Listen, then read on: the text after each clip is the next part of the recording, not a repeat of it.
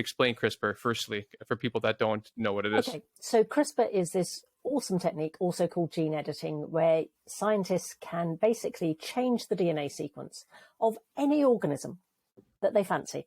Butterfly, rice, whatever you fancy. You can change it. You can change it with exquisite sensitivity and specificity. And you only have to change it once and the job is done. So it's like if you think of the old genetic modification and GM, that's sort of like hieroglyphs, and gene editing is like the latest version of Microsoft Word. It's just an incredible way of actually changing the DNA of any organism. I believe you're not able to change it back. Is that true? You could change it. The only way you change it back is by going in and doing gene editing again, re-CRISPRing it. Okay. So, okay. Maybe I'm misunderstanding something. I read that if you're changing maybe a baby's DNA, or that you couldn't change it back. Maybe that's something more specific. You could, but the effect itself is irreversible. The only way to change it back would be to go in and use CRISPR again to reverse what you've done, which is nobody's idea of fun time when you're talking about humans. Right. Yeah, because the ethical implications seem to be quite widespread for what people can do for, let's say, the rich having the luxury to having a gene edited baby, and they can have all the things that they would like. And then it creates, even more conflict for people that are, let's say, in impoverished conditions, or even the middle class that can't afford to, let's say, this would be a bit of an ethical dilemma. Let's say someone doesn't want to have an autistic child or a child with Down syndrome, and they want to make sure that they cannot.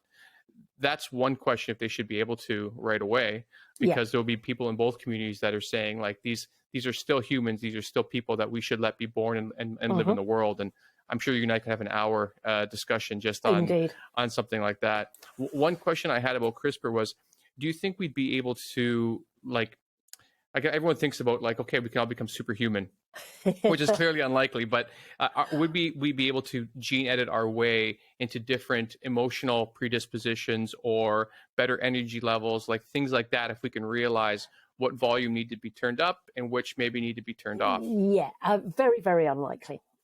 Because most of those things, what they depend on is the interaction of large numbers of genes with different environmental stimuli. So CRISPR is great, it would appear, for things like curing sickle cell disease.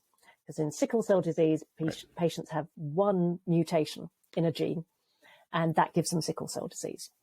But with stuff like metabolism or emotional state, that's not governed by one gene. It's governed by loads of different genes, and then it's governed by loads of different genes and the epigenetic information that they carry with them.